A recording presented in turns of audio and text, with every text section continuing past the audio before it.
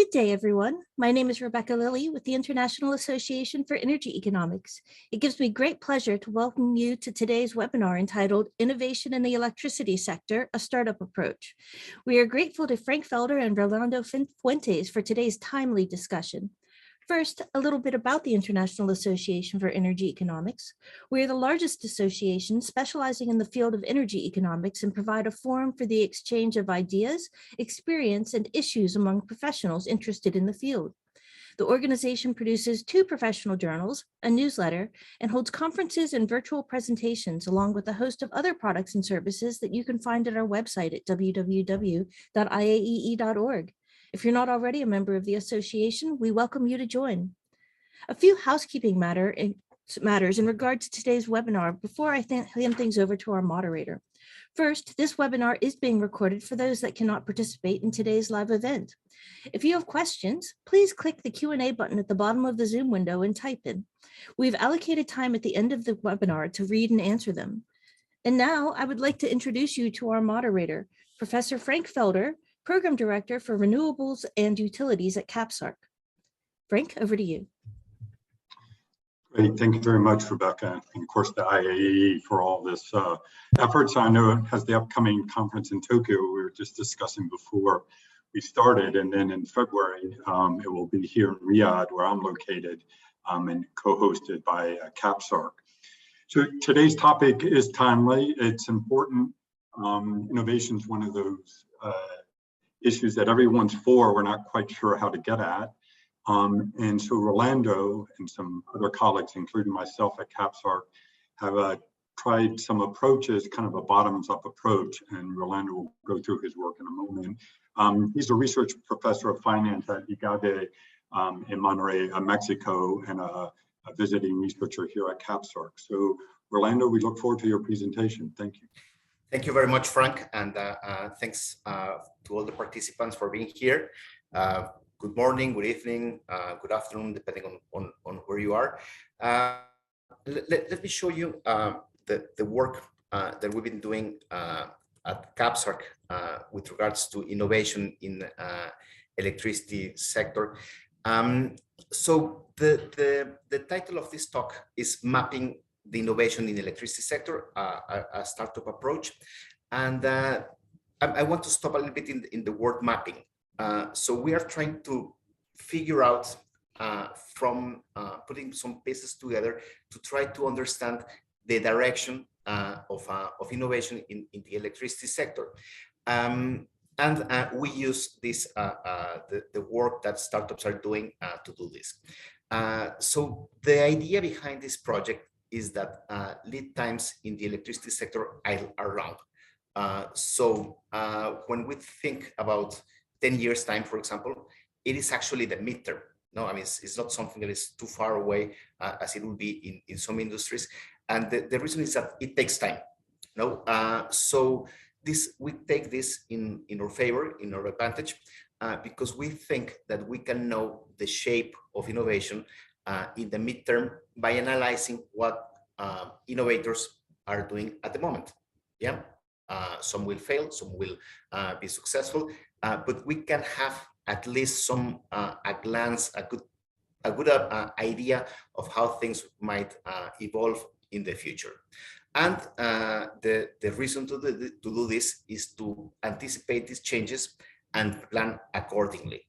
So the results of these, say, foresights, can be useful for governments if they want to adjust their not only the energy policies, but also the education policies or innovation or industrial policies, you name them.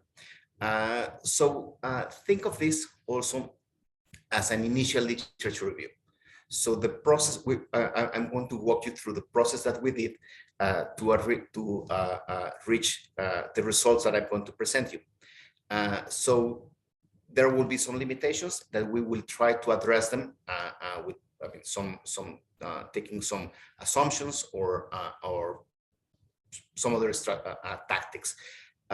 Also, I want you to bear in mind that this is an approach that we take with the startups, yeah, rather than incumbent firms. So this doesn't mean that incumbent firms, they don't have their own innovation strategy. They do innovate. Just they probably innovate in different technologies. Yeah. Perhaps they will be more prone to innovate in some more established technologies rather than startups, rather than the nature of technologies that the startups will be choosing to innovate, which probably because of the nature of these startups, they want to be more disruptive. They want to be more disruptive, and because they want to grow fast and get a market share in the market rather quickly. So the choice of innovation will be different between these two. We're focusing only on the startups innovation. Okay. To do this, we compiled a database that is publicly available at the CAPSAR portal. I think the link, you just type portal CAPSAR or portal.capsar.org, and you can find this. So this database is composed by 320 startups from 36 countries. So we have a global approach. We're not just focusing on specific regions. We want to gather what is the innovation worldwide. And the way that we did this is through just a simple internet searches with keywords to reduce biases. So for example, we started the database just by typing innovation, electricity, and startups maybe. Yep. And we knew that we will be some kind of biased because of the Google algorithm. Yep. We did these searches in Google, and just to try to avoid or try to be more comprehensive, and also leveraging on the different resources that we have in our team, we did these searches in English, in Arabic, in Chinese, and for Chinese we use another search engine, and in Spanish. So this can give you a sexy approach to this database, because it's not only the things that you will probably be encountered by just searching in English and in Google. No, we have a more diversity, we think, by including these other languages. So we did the search, and what we found was probably newspaper articles, perhaps some announcement that some startups were receiving public financing, or maybe some venture capitalist was announcing that they were investing in some other firms, or maybe some other competitions. There were competitions, for example, in the EU. They launched a competition for firms that were working on this and this and that. Yep. So we went through all these articles and the competitions. They probably were listing the names of their startups, and we went and verified their existence, seeing if they had a website and a Twitter account. The database includes this also this information, and we know that this is not rocket science. And perhaps there are some inherent biases and limitations. Our response to that is that yes, but the way that we do this, that we did this, was a systemic search, and we make transparent all the assumptions, all the shortcuts that we made, any decision that we made along the road. Yeah. So this is a very systemic search, and this is what we are reporting.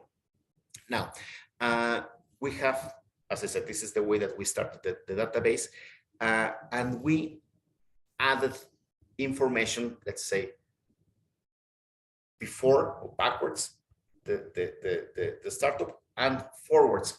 What do I mean by this? So we have the name of the startup, and then we make a short description of what their key technology and their business model was. And then we try to categorize this in terms of the following aspects I'll be telling you in the next slides. We tried to categorize the startups of whether they were working in one of these mega trends that we have identified for the electricity sector. So these mega trends are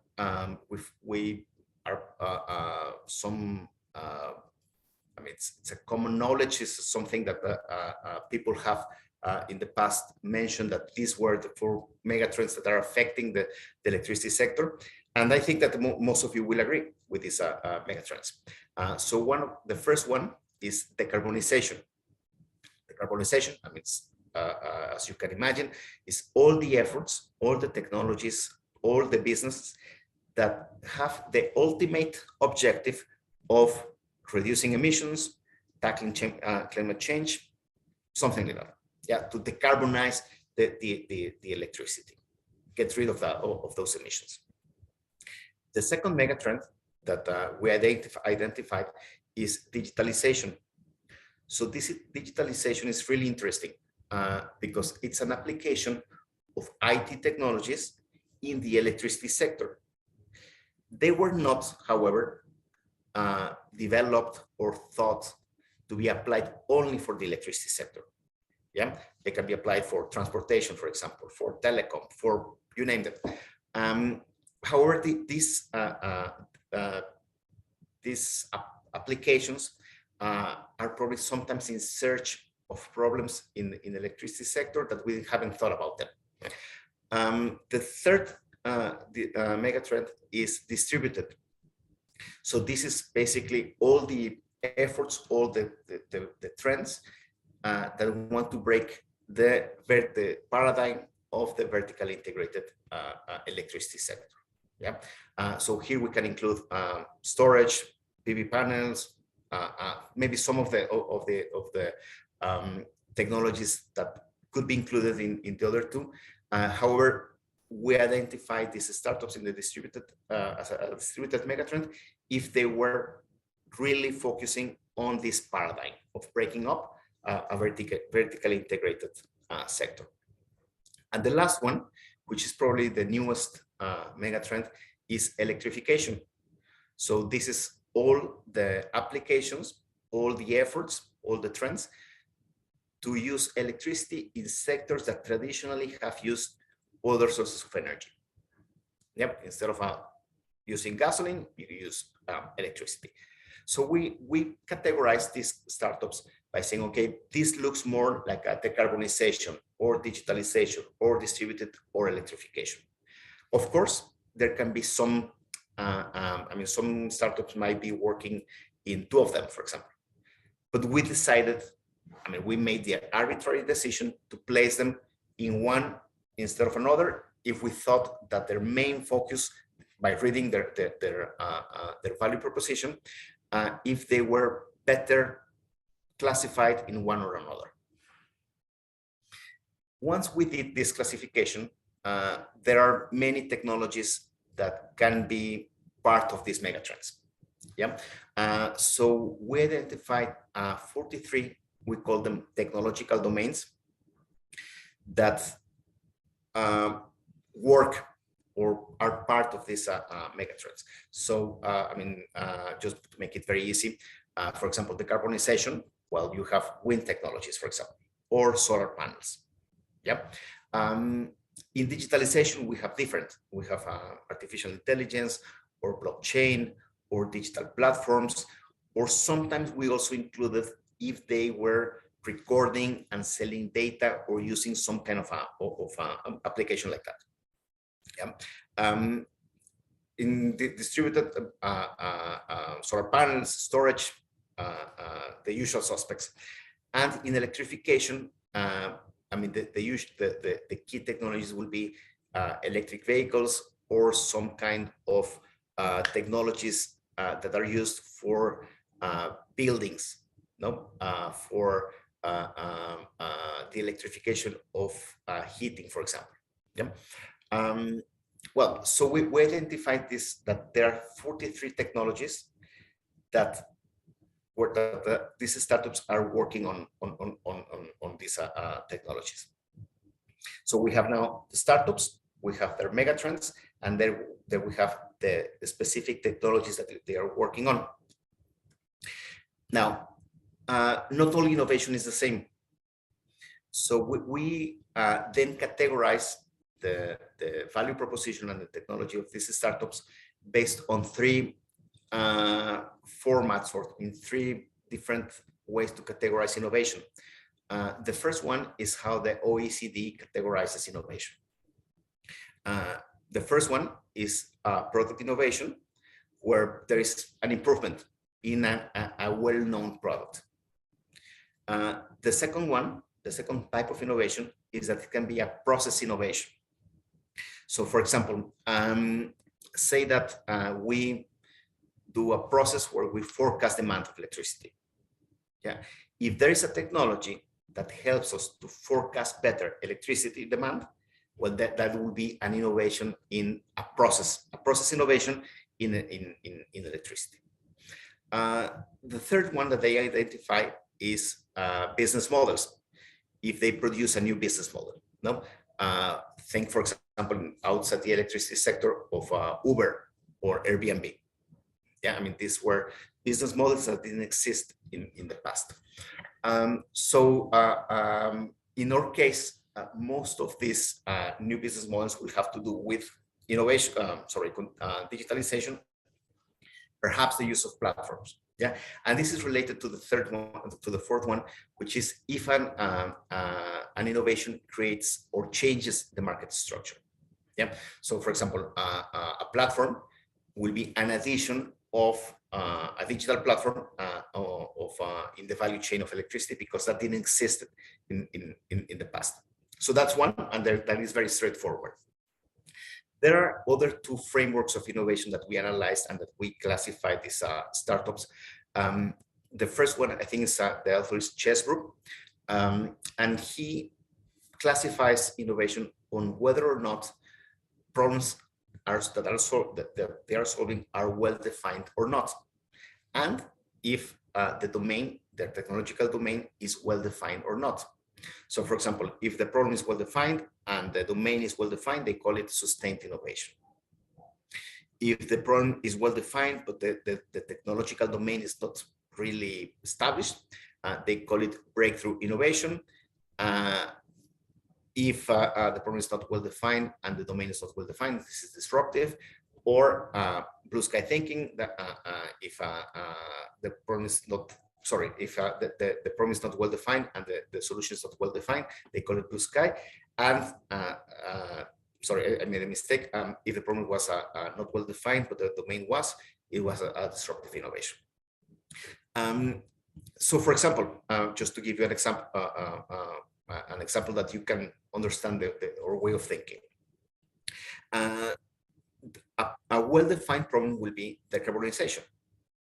No, I mean, we know that we need to reduce emissions so that we reach this level, only certain degrees of increase in temperature worldwide by 2050. That is a very well-defined objective.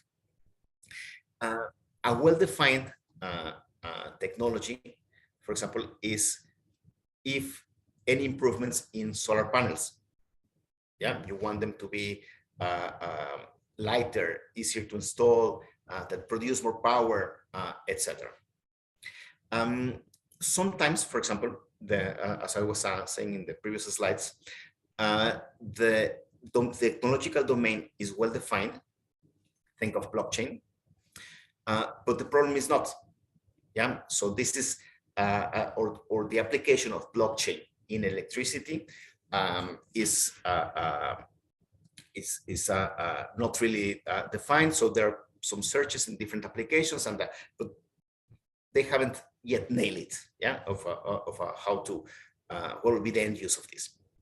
So we classify these startups according to that, and also with another one, which is an additional, an extension of Chesbrook, which includes the whether there is an existing business model. Yeah. So for example, there is an existing business model. If the technology, say a wind turbine, I mean, there's an innovation in a wind turbine that produces power that is sold in the wholesale market. Yeah, the wholesale market didn't change. There's just a new competitor competing against other technologies, but the business model, the way that markets are designed, didn't change. For example, there are innovations in business models. If they borrow a business model, for example, from finance, and use it for the electricity sector. Yeah. In some cases, where there is not an existing business model, will have to do also with digitalization. Okay, so we did all this work, and now we want to make sense of what we have. Now we have a large database of 320 startups. We have their names, we have their value proposition, keywords. Backwards, we have categorized them according to the megatrend and the technological domain, and forwards, we try to understand what type of innovation they were doing. Now what? Yeah, how do we make sense of this text database? So the first attempts is just to, as I said, to map. Yeah, what are the key questions? What are the key technologies that startups are doing? And remember, our objective is to try to understand future innovation in 10 years' time, based on what is happening now. Of course, we know that, I mean, along the way, I mean, some startups will not pass the valley of death, or there will be a unicorn that changes everything. We know that. Yeah, but here the idea is that is like the wisdom of the herd.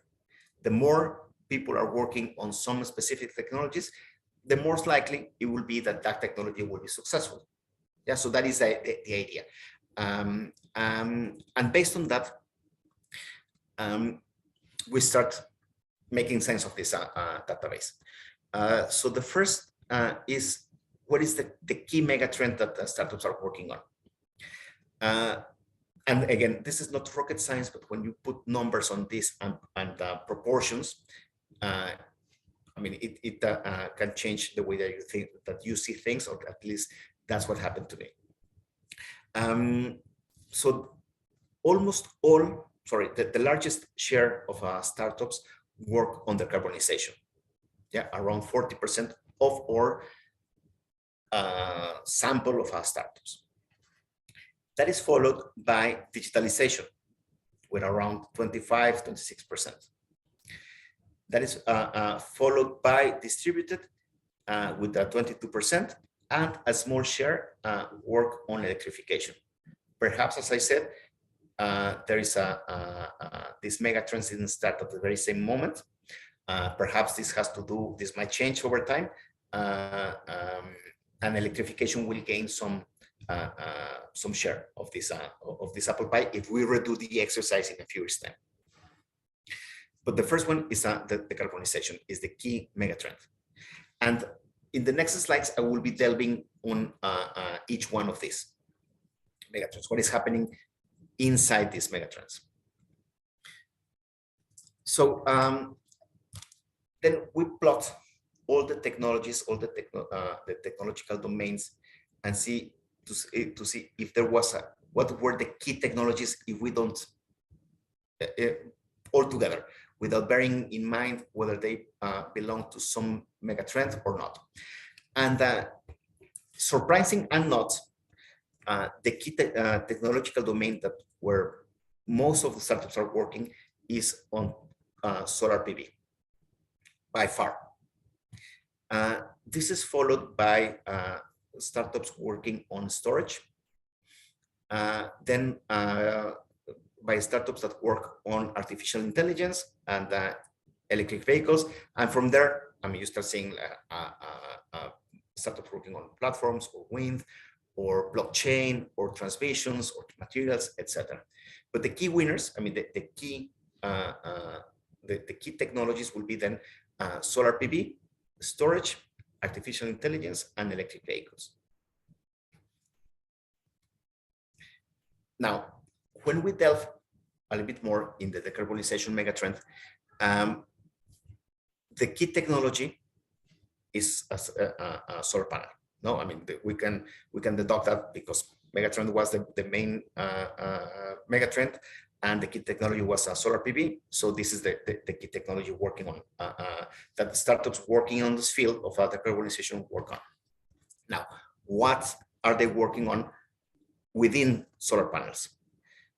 So we observe that most of the startups work on either one of these 5 items. One is to improve the materials. So they come up with better components that are probably fire resistant, that are lighter, that are more efficient materials. That's one part. Also, startups work on improving the maintenance of the solar panel. So again, panels that are easier to install, that are cleaner, that also some standardization in the maintenance. Some firms, they work on introducing new business models, for example, with solar as a service, or to reduce information asymmetries of whether you want to install a solar panel or not. They innovate in the finance part of the business model. Sometimes they couple it with storage. So they kind of do this fun part of the innovation. They innovate in the output. I mean, of course, one of the key issues is how to produce more. But also, some part of this, a few of these startups, they work in local solutions. For example, make it solar portable, where you can carry your solar PV with you, or this plug and play solar panels in rural areas. So this is the innovation. So we are now nailing into very specific details of innovation to understand what is going on. The next one, the digitalization megatrend. The key technology that startups are working on is artificial intelligence, followed by data, platforms, use of blockchain, some of them using robotics. But the main technology is artificial intelligence, at least from our sample. Yep. Now, what do they do with artificial intelligence in the electricity sector? Well, a lot of applications on the grid of how to maintain the balance, how to monitor and repair flow lines, how to optimize it, in general, how to make it more efficient. Yeah. There's also an application on demand response by facilitating flexibility or demand management. Related to these two is an application on planning, better forecast, better software for planning, etc. Sometimes digitalization focuses on enabling markets that didn't exist now, yeah, in the present. So they function as intermediaries, as platforms, and some applications that they improve trading. Some of these applications, they focus on reducing transaction cost. In general, optimization, less waste, lower cost, cloud-based asset management, and some applications on home energy. Yeah, so the application of digitalization so that the homeowner can be, homes can be a more active player in the electricity sector. Now, with regards to the distributed megatrend, the key technology is storage. This is, again, by far. So when we talk about distributed megatrend, we are really talking about efforts and innovation in storage. Now, in storage, something interesting is happening because we know what we want from storage. We want storage to batteries to long last, to charge faster, to be cheaper, etc. So the problem is, we can say, it's well defined. The technological domain, however, is not. Yeah, there are still some different applications using different materials or different ways that they produce the result that we want from storage. Finally, regarding these megatrends, in the electrification, I mean, again, electric vehicles is the key technology here. Yep. Followed by, as I mentioned, some applications in buildings. Now, we have explored the megatrends, the different technologies. What do they do within those technologies? And the most innovation is focused on product innovation. So we have an existing product and we make it better. Some of them in applications of, in process innovation. As I mentioned, a process that we make it better with the new technology.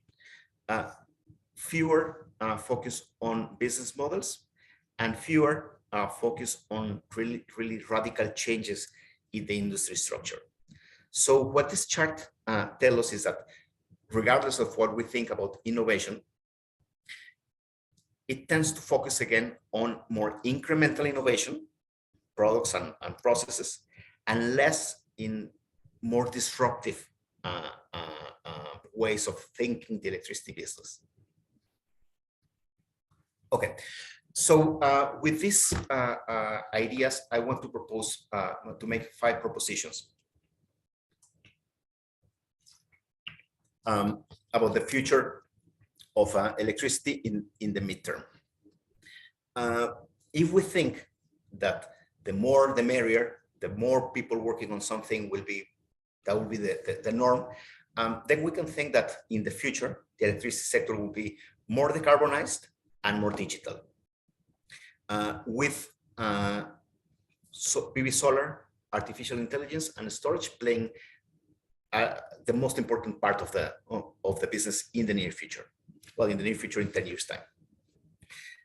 Now, within solar PVs, this is, as we mentioned, this is the key technology for decarbonization, and their improvements, their innovation, it's what we call sustained innovation. So these are more incremental, yeah. As we mentioned, better materials, systems that are easier to install, panels that produce more output. This is incremental. What is interesting here is that these perhaps don't need much changes in the regulatory structure that as we have in the normal, say, or the most common regulatory regimes in the electricity sector. In contrast, digitalization is very disruptive. The innovations that occur at the later stages of business models and industry structure, they have to do with innovation. With digitalization. And so this is, as we mentioned, it's like we can think of this as a new technology in search of problems. Yeah, but it has the ability to reshape business models and regulatory structures. They will tend to reduce transaction costs between buyers and sellers, and therefore animating markets by connecting them through digital platforms and make easier to do business between these small players, probably players that they don't have, I mean, their key activity is not to produce and sell electricity. Yeah. Storage can be very disruptive in the electricity sector in the way that we understand electricity, but their innovation is perhaps less disruptive. Yeah, there's but as I said, the problem is well defined, but the domain, the innovations that we observe in storage is not that breakthrough innovation, that disruptive, although it can be when we have it. Yeah, and although not in large numbers, there's a lot of innovation in electric vehicles, artificial intelligence, and in the applications at the home level. So this is, in general, what we found from the entire data set. Yep. Now, the interesting part of the data set is that we also compiled the country of origin of these startups. Some startups were not, I mean, they were started in multiple countries. Perhaps, I mean, this is something that we have to make use of this idea in globalization and how the world works these days. But some of them didn't. So we also did some regional analysis of the type of innovation that the startups are doing in specific regions and countries. And we started with the GCC countries and China. Yeah. So most of the startups in GCC are located in Saudi Arabia. Most of the startups in the GCC, they focus on decarbonization. Yeah, remember that we bring decarbonization. When we talk about decarbonization, we're really talking about solar PVs. And this makes sense, yeah, for Saudi Arabia and neighboring countries. So they can, they're focusing on developing solar PVs that perhaps address some of the issues of concern for them. No, perhaps how to clean them more easily, or how to make resistant for sand, etc. In this region, however, we see a lack of diversity in the number of technologies being developed. For one, there's a specialization, which is good, but on the other hand, there's no diversity. So, for example, they only, out of the 43 technological domains, they focus on the work. There's only work on 6, but one is really the key driver. So in GCC and the MENA region, they can, I think some of the insights will be that they can specialize in solar PVs, but look with a differentiation that addresses some local issues.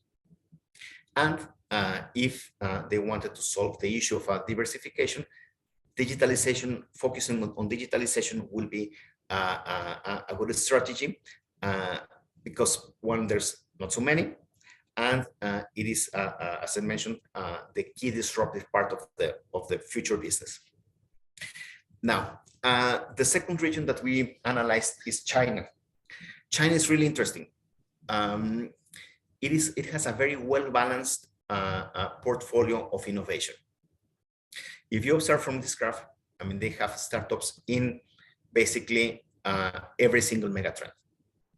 Yeah. Now, it's interesting because they mix a lot of technologies together, and they have a really key, interesting, as I said, portfolio of innovation portfolio.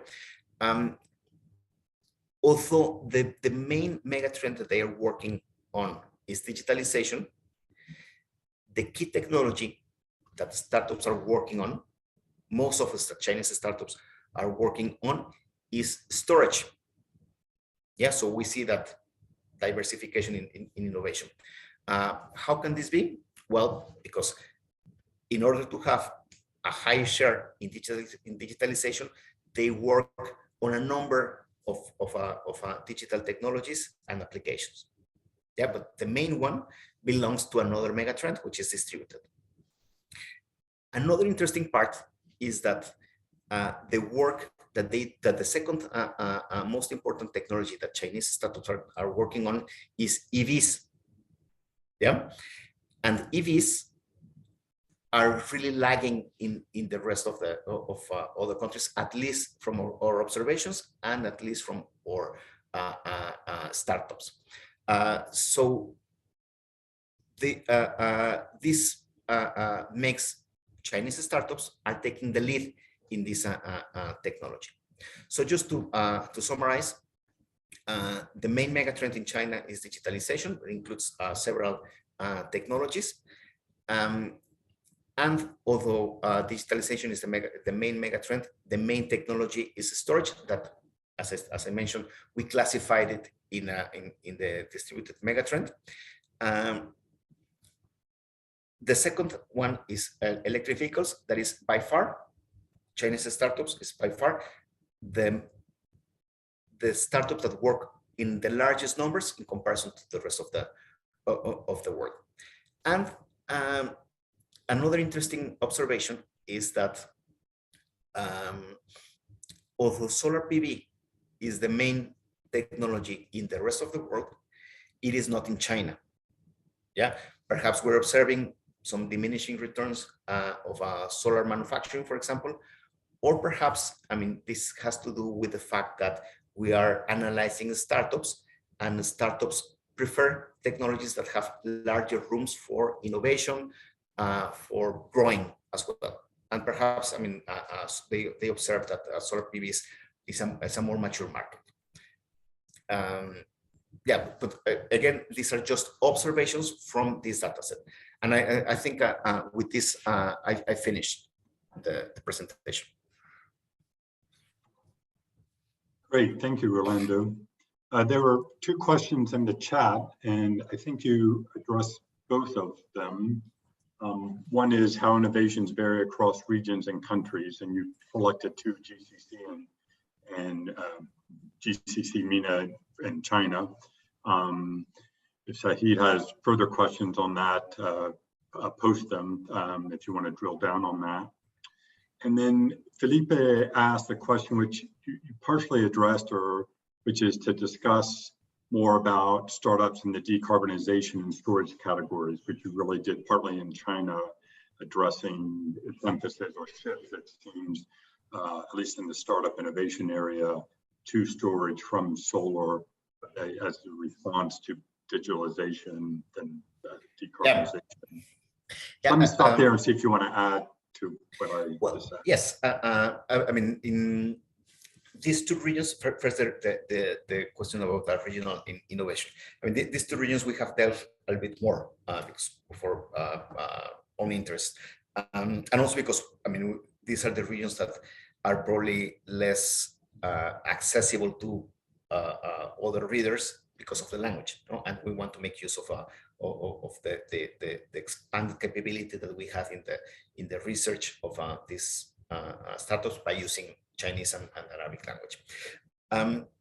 So in GCC countries and Saudi Arabia, I mean, it's very clear that PV solar is the key technology. Chinese in China, as I mentioned, is perhaps the main message is that very well diversified portfolio. Yeah, in everything. I mean, they are either the key technology or, I mean, and you don't observe that in some other regions.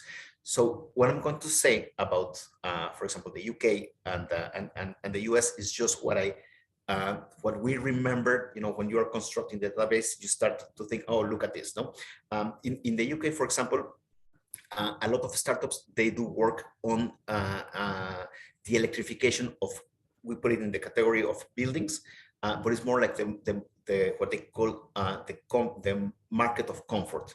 Yeah, heating and the electrification of heating, and they come up with a really interesting business ideas of imagine that they sell you a membership or a subscription that they warranty you that your house will have this level of temperature with these add-ons, etc. So this is, I mean, on the top of my mind, what I remember from the UK. That of course, I mean, we have to do the same exercise, and in the US, a lot of work being doing in the digitalization. I mean, on the top of my mind it was China and the US doing work on digital applications, more than other things. No, less. I mean, these are also the largest parts of innovation. Another interesting idea is that although we have a sample of our sample includes innovations being doing in 36 countries, the US and China, I mean, they have most of them. Yeah, followed by Europe, by the UK. I mean, in Europe we include all the countries, no? France, Germany, Spain. In the Spanish world, for example, nothing. Very few, very difficult to find startups in LATAM, in Latin America. Most of them, most of the searches were found in Spain. Yeah. And the second one was innovation in storage. Yeah, I think you discussed that in the context of China. And then a follow-up question is the relationship between the business and environment and innovations. And we got at this partially from to what extent business models needed to be developed and assigning them to technologies and also to the megatrends within the sector. For example, when you pointed out that digitalization was one where it seemed like there's more effort in changing the business model in the example you just gave. But there's also a question of a country or region's particular, let's say, broader business environment beyond the electric power sector. We didn't get into that or collect data on that, but perhaps if you have some thoughts about why you saw the distribution you did see of startups, partly size of country, US and China, partly just other technological progress. There's a variety of reasons, but perhaps you can hypothesize about the relationship of the broader economic business environment. I think, the answer, my initial reaction would be that, it follows just the similar regulatory and legal framework that allows more startups to flourish in the US than in Mexico, for example. No, legal, financing, innovation, clusters of innovation, work with universities, and a lot of these startups are spin-offs from we found from Oxford University, Cambridge, in the US, Stanford, and others. No, now an interesting question perhaps is why there's so little appetite, for example, in this type of startups in electricity in some other regions. No, there are startups in Latam, for example. It's that you find newspaper articles and of startups, just they focus on different sectors, for example, food, transportation, but not electricity. So perhaps, I don't know, I don't have the answer to that, and it's just, it will be an interesting question to address why this is happening. There were two technologies, and we talked about this question, that certainly a lot of innovation is occurring, and this goes to your point of looking at startups versus incumbent, but let me just ask it explicitly. The two that immediately come to mind are wind and nuclear. And I don't know what your thoughts are about how this database informs that, or where you would expect to look to see innovations in, for example, in those two areas, because you would think, particularly with wind associated with as a renewable, it would maybe fall similar to solar, but not in the data that you gathered. Yeah, I think the answer, when we're doing this research, there was an article that we came across by a professor from Harvard. I think his name was Christensen or something like that. And this is in the debate of why incumbent firms innovate differently from startups. No, and this has to do with the marginal cost. No, the marginal cost for them to innovate in improving their actual technology is lower than to start something afresh. No, and for startups that they don't have those sunk costs, they haven't made that, not only that financial investment, they also their mental and commitment to some technology. They have more freedom to choose what will be the best now for them.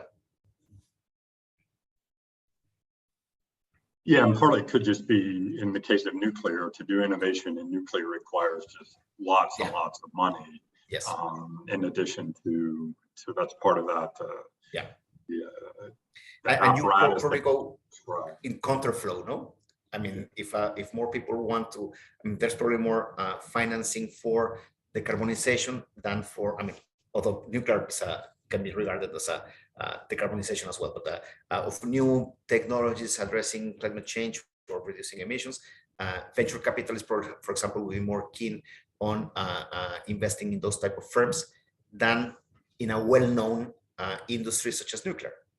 No. Yeah. So far, the discussion has been about the elements, the factors affecting startups and their trends and various ways of clustering the data. Maybe it's worth, in the last couple minutes, discussing kind of the policy implications. And you got to that in one slide where, from the, let's say, GCC or MENA perspective, should it focus in on solar, concentrate and be like the so-called Silicon Valley of solar, or certainly in the context of the climate here in Saudi Arabia, or should it diversify? Now, of course, it's not either or. The country or region can do both. But kind of what are your thoughts on policy implications from the data? Well, I mean, it depends on the country, and the policy implication can be expanded not only to the energy sector, but also education, for example. No, I mean, if you know that solar PVs will be the norm in the midterm, well, probably you want to train your engineers, you want to train your labor force to be ready for that moment. No, so and then you don't have this mismatch between technological development and lack of labor that are able to handle these technologies. So I think I mean it expands not only in the energy sector, and as you mentioned, I think there's a trade-off between specialization and diversification. No, so some countries are really good at both. No, like what we saw in China, they diversify and but also they specialize in technologies such that new technologies are overlooked. I mean, like not overlooked, but like solar PVs, they're not so much on fire like it's in other countries. So I think I mean we'll need to explore more deeply the policy implication of this, but I think it has to balance this too. No, I mean, for once is the specialization that we know in economics that is good, but also diversification, because this is a risky bet. These are risky bets. No, and there's a lot of it's a gambling activity, which technology will pay off in the future. So you may want to keep an eye on both balls.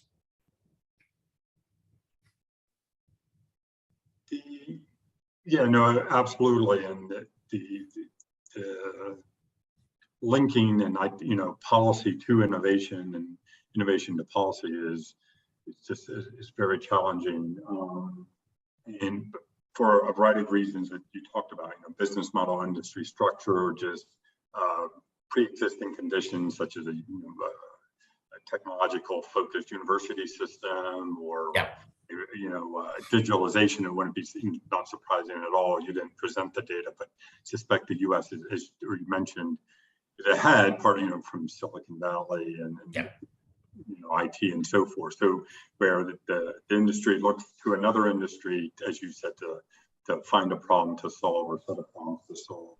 Yeah.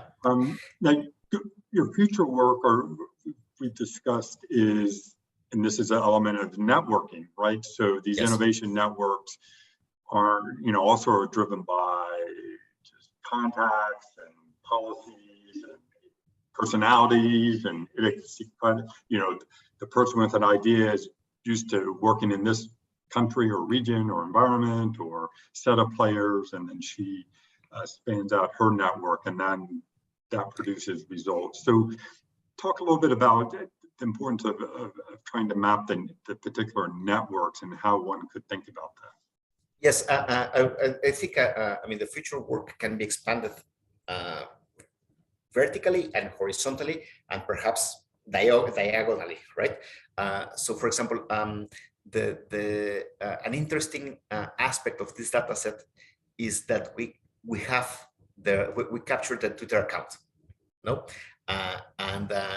so we want to see what are these startups talking about, what is their concerns, how do they sell their own technologies, how do we know more about them by having these records that these digital traces that we can capture with with Twitter, and to see how can we make now a sense not of a square, a rectangle text database, but something more dynamic. No, so, who are these startups related to in terms of venture capitalism? What are the key agencies for innovation? What will be the key professors in universities that they are following? No, what are they saying? So this map that we are now presenting these are first results that I mentioned. Think of this as a initial literature review, is to make it more dynamically and to add more dimensions into that. Yeah, we can leverage from, take digital technologies such as Twitter and others to make sense of this. Yeah, and along this dynamic or time dimension, particularly given the events in the last 12 months on the energy security issue.